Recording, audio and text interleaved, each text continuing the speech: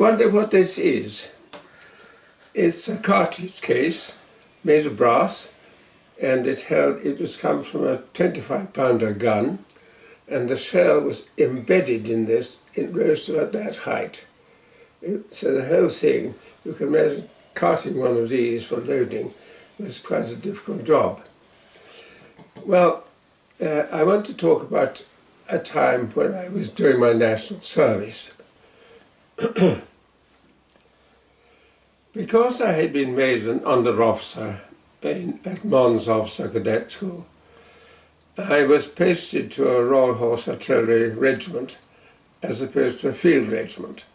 The RHA then were all armed with Centurion tanks and Sexton tanks, Sexton body, with a cockpit at the top in which was a 25-pounder gun. So when the gun was fired, the whole tank had to move side by side or to arrange it. And we were, at one time I was sent to, L Battery of the 2nd Regiment of the Royal Horse Artillery. So you'd really gone to L then? What? So you'd gone to L? L, yes, literally gone to L. L Neary Battery. Neary was a battle in the retreat from Mons. We were with a cavalry division, the battery, and we were retreating fast from Mons after we were trying to get out of it.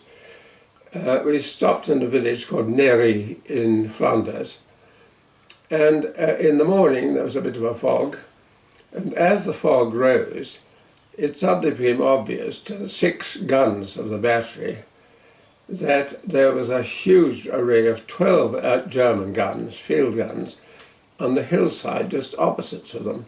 They had arrived at the night chasing them. And as soon as the mist cleared, they began shooting at the British Army. And one by one, the guns were knocked out. We lost 5 guns, just shot to pieces by these German gunners. And one gun, the Neary gun, kept firing, and men were killed, and they took in turns to act as the layers and the sighters and carry the ammunition. In the end of the day, the gun was hit on the barrel, but before that, we managed to win that little fight. The battery got up with the rest of the cavalry brigade and rode to safety. I don't know if you know that the gunner regiments in the British Army do not have colours. Infantry regiments have flags, so they could all see what a flag was in a battle and get near the centre of the battle. But our colours are the guns. If you lost a gun in the gunners, that was the equivalent of losing your colours. So if you had to leave a gun, you had to spike it and make sure it was out of action completely before it fell into enemy hands. The capture of a flag was nothing, it wouldn't hurt you, but if an enemy captured your guns, they could turn them on you yourself if you hadn't destroyed them before this happened. So the colours were very important. And so the gun went with us as our colour in the parade ground. Well, L Battery was then stationed at Ranby Camp in... I'm sorry, Dad, so that story about the Neary Battery, yeah, that was in the Second World War? The First World War. First World War. Ah, okay. In the First World War, the okay. retreat from Mons was in 1914. Ah, okay. So it was quite... and then it became a famous battery because it was named after that gun. It was L brackets Neary Battery. Ah. I Battery had been known as Bull's Troop. H Battery was Mercer's. So H bracket Mercer's, I Bull's, L Neary Battery. So we were all proud of it. Anyway, Ranby Camp was where I was... And so the gun, it still existed. That gun was used in the parade, the Neary gun. And it's now in the military museum in London. Okay. But we had it with us when we went to Germany. We had it with us in Ranby Camp. Those were your colours. On the parade ground, you could see the gun standing there with its bent muzzle and bullet holes in the gun. Ah, okay. Anyway, Ranby Camp is in between Retford and Worksop. It's not far from London. I forget which county it's in, probably Nottingham or something like that. Retford and Worksop, and in between is Ranby Moor. And the army had built a barracks there of spiders, wooden sheds in the shape of a spider, with the ablutions in the middle. And it was absolutely horrible. But you see, having been at Fessie's, those hardships were nothing. it was like a holiday camp, but I mean, with cold showers in the morning at Fessie's and then going into the army was a dawdle. Anyway, there were 30 young subalterns, all national servicemen, and the rest of the regiment, 2 RHA, were regulars. Now, we schoolboys, mostly, the 30 of us, were regarded as quite subordinate to the rest of the regiment, who wore overalls and their tight-fitting trousers, and they had ball buttons on their, with RHA stamped on it. We had to wear the general service flat button with our dress uniforms, just to show we weren't really RHA, we weren't really horse gunners. But we thought most of our senior officers were dull, uninformed, unintelligent people. And in fact, the name of the battery commander was a curious name. Tosti Finnegan was his name, an old buffer who had fought early in the Second World War. Anyway, in the course of 1949, towards the end of 49, we were ordered as a regiment to go to Germany to join BAOR. Now suddenly, as a brush had come in and swept all the dross away, half the regular officers disappeared and were replaced by younger, cleverer, highly intelligent officers.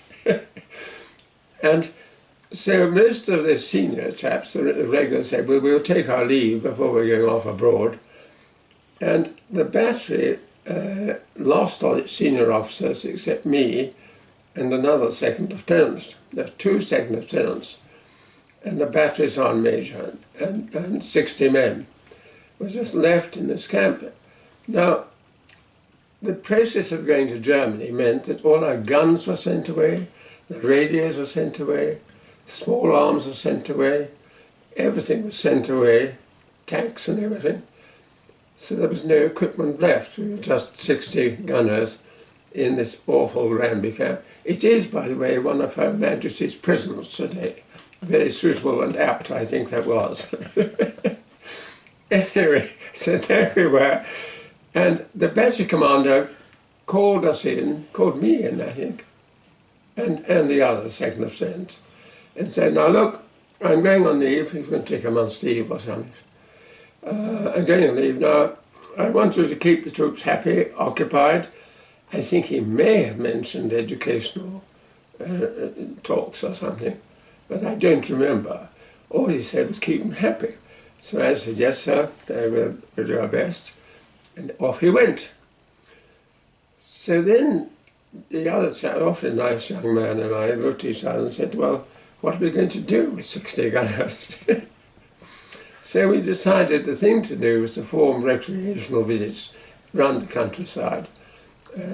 We took them down the coal mine, we took them to visit a factory, and we found places they could go. And then we realised there was a brewery at Worksop, the Worksop Brewery. So we thought, well, let's take them to visit a brewery. They like that. So I rang up the brewers and they were delighted. They said, of course they must come. 60 of you, yes, and we'll look after you, yeah. So we fixed a date and I arranged for 3 omnibuses from Retford, I think, to call, perhaps Worksop buses, to take us in 3 groups in succession to Worksop. And that was just going very, very fine. I'd absolutely forgotten that the day that we chose to take them to the brewery was the day the battery commander came back from his leave. And I was sitting in the mess, having a wonderful breakfast, eating my bacon and eggs, And a runner came in from, a waiter came in and said, "Sorry sir, the battery commander wants to see you in the office on the parade ground." Okay, I said, I thought that was seriously. Then he said, "Now," he means now. So I had to leave my breakfast and doubled across to the square and got into the office, and I could see through the window as I got near two absolute terrified men standing to attention, the sergeant major and the other lieutenant, obviously getting the roasting of their lives. And so I went in and said, "Good morning, sir." And he said, "What the devil do you mean, Mr. Donald, disobeying my orders?" And I looked pained, you see, I looked surprised and tried to think, how do I explain this? He said, when I went on leave, I told you to keep the battery busy, and you've chosen to take them out on recreational outings. This is disgraceful. How dare you? It's not a Soviet. You shouldn't obey your commanding officer's orders. So I said, well, I was trying to think of a suitable emollient reply, and then I looked out of the window, and one by one, 3 buses were just lining up on the square outside the battery office. And I said, I don't know, sir, but I think I may be too late to do anything about it, because these buses seem to have arrived. And he turned around and said, "Oh, God." With a very, very bad grace, he gave in. And we trotted off and loaded our troops onto the 3 buses, and off we went. Well, you can imagine going to a brewery. We were divided into 3 parties. I took one of 20 men, the other second lieutenant took another group, and the sergeant major dealt with the third group. And we went to all places, and every time we stopped, they said, "Would you like a drink?" And I could see the gunners just taking a glass of beer here and a glass of beer there. And by the time we'd finished all this, they were in a very expansive, merry and ebullient mood. So just as we were about to leave, the man in the brewery said, "Would the officers like to have a glass of sherry with us in the office before we go home?" So my friend and I trotted up, had a glass of sherry, and then got down to the bus. Well, it was exceedingly difficult to get them into the bus, but we got them in, and as we started from Vauxhall back to Ranby, they started singing. So I stood up in the front of my bus and I said, "Look, chaps, look, you can sing as much as you like on the open road, and I won't stop you. But for God's sake, when we get near the battery and close to the garden, just be quiet as mice. Otherwise our reputation will be ruined, and I'm going to be in hell of trouble." So they said, "Yes, yes." Good old Mr. Donald came from the back and said, "Yes, let's have another recreational outing." They were really quite wild. And they were good as mice when we went past the guard room. They were all just holding on to themselves. There was a slight difficulty getting them to line up in 3 ranks, because the other buses were having the same trouble. And they were wobbling a bit, but we did dismiss them, and they all went off to have lunch, and I trotted off to the officers' mess. And as I sat down as far away as I could from the top table where the senior officers were, and I could hear the other officers saying, "Good, I hear you'll be taking your battery for recreational visits. Jolly good show. We must do some of that ourselves." And brimming, "Oh yes, what fun they must have had." I just kept my head down. And but I tell you this, when we did go to Germany, my stock was very high with the soldiery. The goodwill was there for a long, long time.